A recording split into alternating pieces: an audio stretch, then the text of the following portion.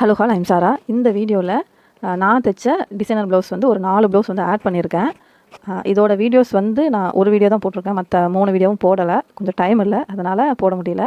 நான் எப்படி தைச்சிருக்கேன்னு சொல்லி எக்ஸ்பிளைன் பண்ணுறேன், அதை பாருங்கள். பார்த்துட்டு கமெண்ட் பண்ணுங்கள் மறக்காமல். இந்த ப்ளவுஸ் வந்து 34 சைஸ் ப்ளவுஸு. போட் நெக் வச்சுருக்கேன். நெட்டு, அதாவது இந்த நெக்குக்கு பேக்லேயும் ஃப்ரண்ட்லேயும் ஸ்லீவுக்கும் நெட் வந்து கொடுத்துருக்கேன். இந்த நெட்டு கிளாத் இருக்குல்ல, 1 மீட்ரு வாங்கினேன், ஆனால் 1/2 மீட்ரு தான் தேவைப்பட்டுச்சு. கீழே இருக்க ப்ளவுஸ் பார்ட் இருக்குல்ல, நார்மலாக டாட் தான் கொடுத்துருக்கேன். பிரின்சஸ் கட் வந்து நான் கொடுக்கல. இது வந்து ஒரு சின்ன பொண்ணோடது. நார்மலாக கிராப் டாப் யூஸ் பண்ணுவாங்கள்ல, அந்த மாதிரி யூஸ் பண்ணுறதுக்கு ஓகே. அதுக்கப்புறம் ஆஃப் சாரி கட்டுறதுக்கும் நல்லாயிருக்கும். அதனால் பிரின்சஸ் கட் வந்து நான் கொடுக்கல. நார்மலாக டாட் வச்சு மடித்து தைச்சிருக்கேன். இந்த ப்ளவுஸ் வந்து நான் இப்போ தான் ஃபஸ்ட்டு நான் தைக்கிறேன். அதனால் இந்த நெட் அட்டாச் பண்ணதுக்கப்புறம் மீதி இருக்க எக்ஸ்ட்ரா பீஸ் வந்து நான் வெட்டிட்டேன். ஒரு 1/2 இன்ச் விட்டு மற்ற எல்லாத்தையும் வெட்டிட்டேன். ஃபினிஷ் பண்ணதுக்கப்புறம் தான் எனக்கு ஒரு ஐடியா தோணுச்சு. என்னென்னா, அந்த நெட்லத்தையும் லைட்டாக உள்பக்கமாக மடித்து அது மேலே ஒரு தையல் போட்டிருந்தேன் அப்படின்னா அந்த பிசுறு வெளியே தெரியாமல் இருந்திருக்கும் அப்படின்னு சொல்லிட்டு கடைசியாக தான் யோசித்தேன். ஃபினிஷ் பண்ணதுக்கப்புறம் சரி வேண்டாம் அப்படியே இருந்துட்டு போட்டுன்னு விட்டுட்டேன். 2 தையல் போட்டிருக்கேன், அதனால் அது பிரிஞ்சு வராது. நான் தையல் போட்டிருக்க லைன் தெரியுதுங்களா, 2 தையல் போட்டிருக்கேன். கொஞ்சம் ஃபஸ்ட்டே பார்த்து வந்துருக்கலாம், நான் பார்க்கல. இனி நெக்ஸ்ட் இந்த மாதிரி ப்ளவுஸ் தைச்சா நெட் அட்டாச் பண்ண உடனே லைட்டாக சின்ன ஒரு ஃபோல்டு பண்ணி அது மேலே ஒரு தையல் போட்டால் பிசுறு வந்து வெளியே தெரியாத அளவுக்கு நான் தைச்சிக்கிறேன். நீங்களும் இந்த டிப்ஸை வந்து ஃபாலோ பண்ணிக்கோங்க. பின்னாடி வந்து போட் நெக்கு, அதுக்கப்புறம் சின்ன ஒரு ஹோல் வச்சு அதுலேயும் வந்து ஹூக் மாட்டுற மாதிரி போட்டிருக்கேன். இந்த ப்ளவுஸ் வந்து நான் எடுக்கும்போது பயந்தேன் உண்மையாகவே. ஏன்னா நான் நெட்டு இப்படி வச்சு தைச்சு பழக்கம் இல்லை. கற்றுக்கும் போது தைச்சிருக்கேன். அதுக்கப்புறம் வந்து இதை ரெகுலராக நான் தைக்கவும் இல்லை, எந்த ஒரு கஸ்டமர்கிட்ட கேட்கல. அதனால் கொஞ்சம் பயந்தேன். இருந்தாலும் ஓரளவுக்கு ஃபினிஷ் பண்ணிட்டேன். இதுக்கப்புறம் நெக்ஸ்ட் ப்ளவுஸ் வந்து ஒரு டிசைனர் ப்ளவுஸ் தான். இப்போ வர ஆன்லைனில் வர ட்ரெண்டிங் சாரீ இருக்குல்ல, அந்த சாரீ பேர் கூட எனக்கு ஞாபகம் இல்லை. குபேரா பட்டுன்னு சொல்லிட்டு ஒரு சாரீ வருது. சாரீ அவ்வளோ அழகாக இருக்குது, உண்மையாகவே ரொம்ப அழகாக இருக்குது. ரொம்ப பட்டு சாரீ மாதிரி திக்காக இருக்குது. ஆனால் ப்ளவுஸ் வந்து இந்த மாதிரி லேஸாக கொடுத்துருக்காங்க. நீங்களும் வாங்கியிருந்தீங்க அப்படின்னா ப்ளவுஸ் எப்படி இருக்குன்னு டச் பண்ணி ஃபீல் பண்ணி பாருங்கள். ரொம்ப லேஸாக இருக்குது, அகுண்டு போகிற மாதிரி சொல்லுவாங்களா, அந்த மாதிரி கொடுத்துருக்காங்க. சாரியும் ப்ளவுஸும் சேம் கலர் தான். அதனால் அவங்க சொன்ன டிசைனை தான் நான் வச்சுருக்கேன். கான்ட்ராஸ்ட் கலர் வந்து கொடுக்க முடியல. எவ்வளோக்கு எவ்வளோ நான் வந்து பிசுறு வெளியே தெரியாமல் தைக்கணுமோ அந்தளவுக்கு இந்த ப்ளவுஸில் வந்து நான் தைச்சிருக்கேன். ஃபஸ்ட்டு ஒரு நெக்கில் அந்த கேப் தெரியுதில்ல, அந்த இடம் கூட வெளியே பிசுறு தெரியாமல் தான் நான் தைச்சிருக்கேன். எப்படின்னு பாருங்கள். 2 லைன் வந்து லேஸ் வச்சுருக்கேன். இது வந்து கஸ்டமர் கொடுத்த பிக்சர் தான். அவங்க தான் இந்த மாதிரி வேணும்னு கேட்டிருந்தாங்க, அதனால் அவங்களுக்கு அந்த மாதிரி தைச்சிருக்கேன். முதலாக பேக் நெக்கை கட் பண்ணி ஸ்டிச் பண்ண ப்ளவுஸ் இது. என்னோடய இவ்வளோ வருஷம் தையலில் இருந்துட்டு ஃபஸ்ட்டு இப்போ தான் நான் கட் பண்ணியிருக்கேன். இப்போ நான் ஒரு லைன் காட்டுறேன் பார்த்தீங்களா கையில் வச்சு, அதை வந்து நெக்கு நம்ம ஃபஸ்ட்டு இப்படி நெக் வெட்டுவோம், அதை வந்து வெட்டி அடித்து திருப்பினதுக்கப்புறம் இந்த ஸ்ட்ரெயிட் பீஸ் இருக்குது பார்த்தீங்களா, ஃபஸ்ட்டு ஒரு லேயரில் கொடுத்துருக்கேன்ல, அதை வச்சதுக்கப்புறம் லேஸ் வச்சுருக்கேன். பிசுறு எல்லாமே முன்பக்கம் போயிடுச்சு. பின்பக்கம் வந்து எந்த ஒரு பிசுறுமே இல்லாமல் தையலோடு சேர்த்தி முடிச்சிருக்கேன். ரொம்ப யோசித்து தைச்ச ப்ளவுஸ் இது. நம்ம தைக்கணும், ஆனால் பேக் சைடில் பிசுறு தெரியக்கூடாது அப்படின்னு ரொம்ப யோசிச்சு தைச்ச ப்ளவுஸு.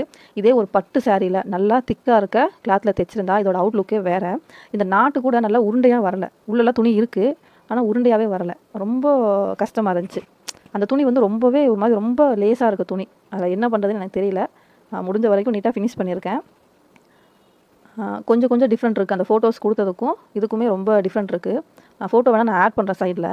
அவங்க தைச்சது வந்து ஜார்ஜெட் சாரியில் தைச்சிருக்காங்க, அந்த மெட்டீரியலில். அந்த மெட்டீரியலுக்கும் இந்த மெட்டீரியலுக்கும் ரொம்பவே டிஃப்ரெண்ட்டு. இருந்தாலும் என்னால் முடிஞ்ச அளவுக்கு தைச்சிருக்கேன்.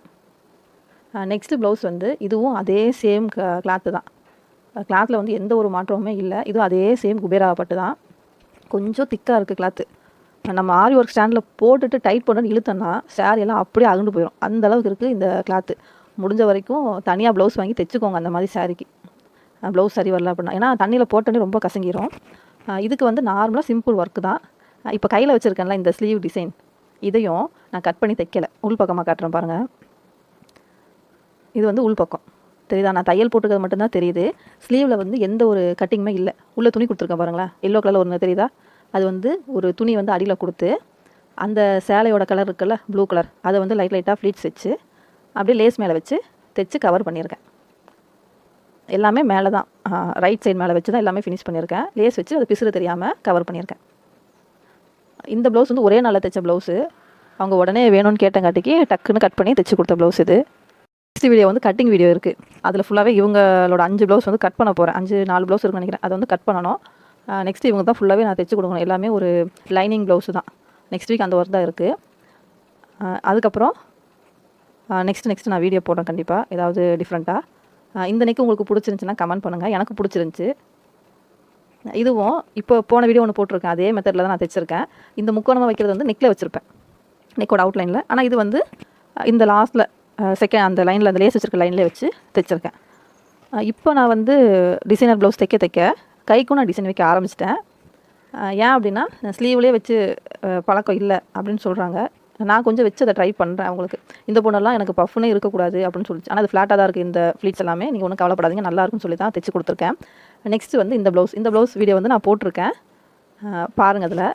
அதிலே நான் நல்லா எக்ஸ்பிளைன் பண்ணியிருக்கேன். இருந்தாலும் நீங்கள் ஒரு வாட்டி வந்து அதை பார்த்துக்கோங்க, அப்போ தான் உங்களுக்கு புரியும் நான் எப்படி தைச்சிருக்கேன்னு சொல்லிட்டு. எனக்கே இந்த ப்ளவுஸ் வந்து ரொம்ப பிடிச்சிது. தைக்கவும் அவ்வளோ இன்ட்ரெஸ்டிங்காக இருந்துச்சு. ரொம்ப நேரம்லாம் அதிகமாக ஆகலை. அந்த வீடியோ வந்து 22 நிமிஷம் நினைக்கிறேன். ஆனால் இதை தைச்சது ஒரு 30 நிமிஷம், அரை மணி நேரம் இருக்கும், அவ்வளோதான். இதோட ஃபுல் ஒர்க்குமே பேக் சைடில் நெக்கில் அந்த டிசைனுக்காக நான் ஒதுக்கின டைம் வந்து அவ்வளோதான். ரொம்ப நேரம்லாம் நான் தைக்கலை. ரொம்ப ரொம்ப ஈஸியாகவும் இருக்கும், நல்ல கிராண்டாகவும் இருக்கும். நீங்கள் போய் அந்த வீடியோ போய் பார்த்துட்டு வாங்க. கண்டிப்பாக நீங்களும் டிசைனர் ப்ளவுஸ் வந்து தைச்சு பழகுங்க. யாருமே கொடுக்கல அப்படின்னா உங்களோட ப்ளவுஸ்லையே தைச்சு ஹேங்கரில் மாட்டி விட்டுருங்க.